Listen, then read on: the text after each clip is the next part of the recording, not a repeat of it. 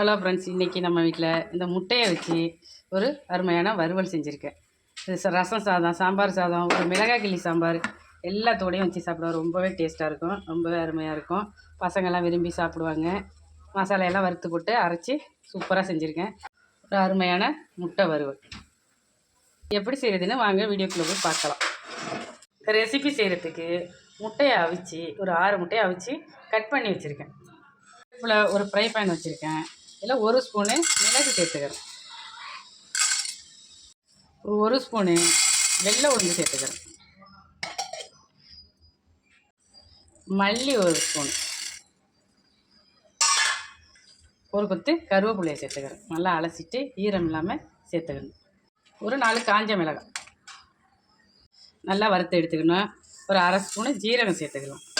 இதையும் நல்லா கருக விட்டுறாமல் அடுப்பை லோ ஃபயரில் வச்சு இந்த மசாலா பொருளெல்லாம் வறுத்து எடுத்துக்கணும். நம்ம வறுத்து வச்சுருக்க மசாலா சாமான்லாம் ஈரம் இல்லாத மிக்சி சாரில் எடுத்துகிட்டு கொஞ்சம் மஞ்சள் தூளை சேர்த்துருக்கேன். அது கூட கொஞ்சமாக இந்த மசாலாவுக்கு தேவையான உப்பு சேர்த்துக்கலாம். இதை நல்லா குறகுறப்பாக தான் அரைக்கணும். நம்ம ஒரு இட்லி பொடி எப்படி அரைப்போமோ அந்த மாதிரி அரைச்சி எடுத்துக்கணும். இந்த அளவுக்கு குறகுறப்பாக அரைச்சி எடுத்துக்கணும். அடுப்பில் ஒரு ஃப்ரை பேன் வச்சுருக்கேன். கொஞ்சமாக ஆயில் விட்டுக்கணும். ரொம்ப ஆயில் தேவையில்லை, கொஞ்சமாக விட்டால் போதும். நம்ம வேக வச்சு கட் பண்ணி வச்சுருக்க முட்டையை இதில் சேர்த்துக்கணும். நம்ம வறுத்து அரைச்ச மசாலையிலே உப்பு சேர்த்துருக்கேன். இதுலேயே லைட்டாக உப்பு சேர்த்துக்கிறேன். முட்டையை நல்லா கரட்டி விட்டு அடுப்பை லோ ஃபயரில் வச்சு வறுத்துக்கணும். இந்த முட்டை சமயங்களில் அப்படியே தெரிக்கும். புதுசாக செய்கிறவங்கெல்லாம் பார்த்து செய்யணும். அடுப்பு லோ ஃபயரில் இருக்குது. முட்டையெல்லாம் இந்த அளவுக்கு வறுத்து வேறு பிளேட்டில் நான் மாற்றிக்கிட்டேன். அதே ஃப்ரை பேனை மறுபடியும் அடுப்பில் வச்சு கொஞ்சமாக ஆயில் விட்டுருக்கேன். ஒரு 1/2 ஸ்பூன் ஆயில் விட்டால் போதும். கொஞ்சமாக கடுகு, வெள்ளை உளுந்து சேர்த்துருக்கேன். கருவேப்பிலை, நம்ம வறுத்து வச்சுருக்கிற முட்டையை அது கூட சேர்த்துருக்கேன்.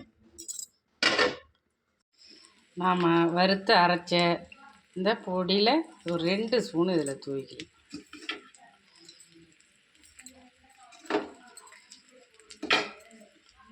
கஸ்தூரி மேத்தி கொஞ்சமாக தூவிக்கலாம்.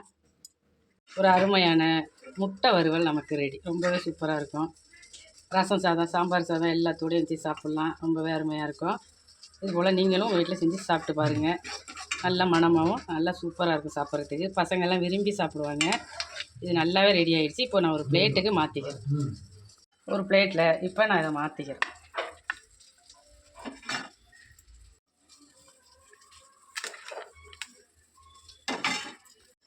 நல்லா இது போல் அந்த மசாலையெல்லாம் இது மேலே தூவி சாப்பிடலாம். ரொம்பவே சூப்பராக இருக்கும்.